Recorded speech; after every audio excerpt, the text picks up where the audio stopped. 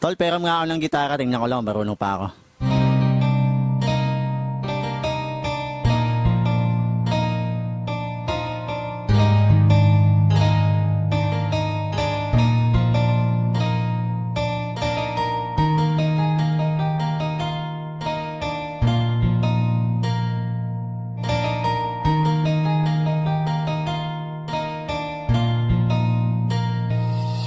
Hindi ba simula sa pagkabata tayo'y madalas na naghahabulan, walang pakialam kahit na madulas ka.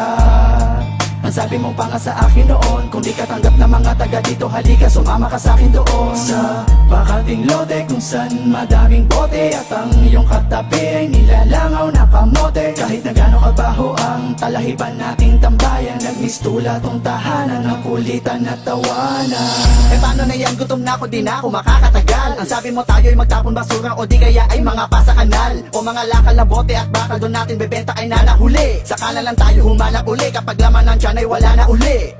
Sa bawat tambayan, iskinita man ang looban, ay di mawawala ang tawanan at kalokohan.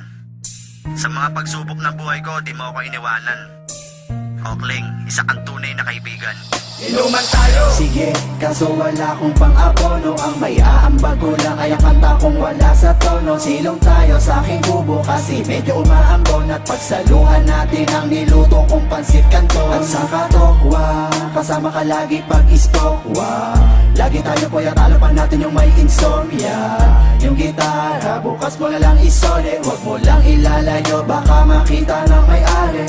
Kain na kain payat, tapos tulog ng tulog puyat. Hindi natin trip pa mag-aral, diba? Kaya tayo ay nagpatato sa balat. Standby! Payosi-yosi, hindi ako sigurado kung bukas ay meron pa tayong mabobogchi kay Aling Shoni. Igib tayo, tatlong timba. Hindi ba wala naman tayong hiya? Doon na tayo maligo sa gitna ng daan, at kung pormahan, sige sasabayan na kita. At ang suot nating damit at saka pantalon galing sa sampayan ng iba.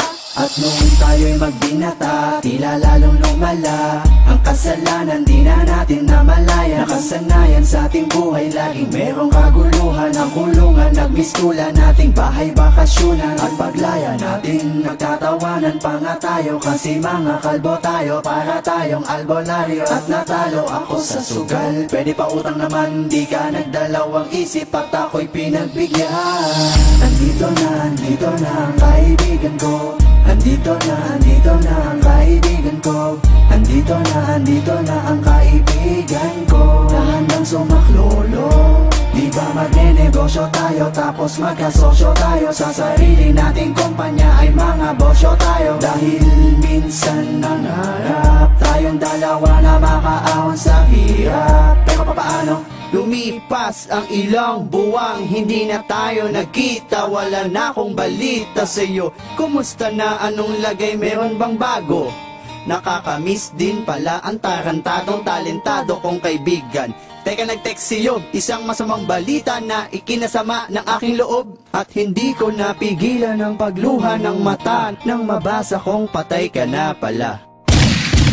Mabilis ang mga kaganapan, di na namin naagapan. May mga usap-usapan na wala ka na. Tangina! Hindi magandang biro yan. Sinong nanakit sa'yo, turo mo sa'kin sino yan. Kung sino pa ang mabait na nilalang ay siya pa ang pinaslang. Dapat di na lang, ikaw iba na lang. Sa dami ng mga pinagsamahan natin ay paano ko tatanggapin? Matanda mo na iniwanan mo sa'kin ay mag-isa ko na lang lalanghapin. Iniwan ako ng kaibigan ko.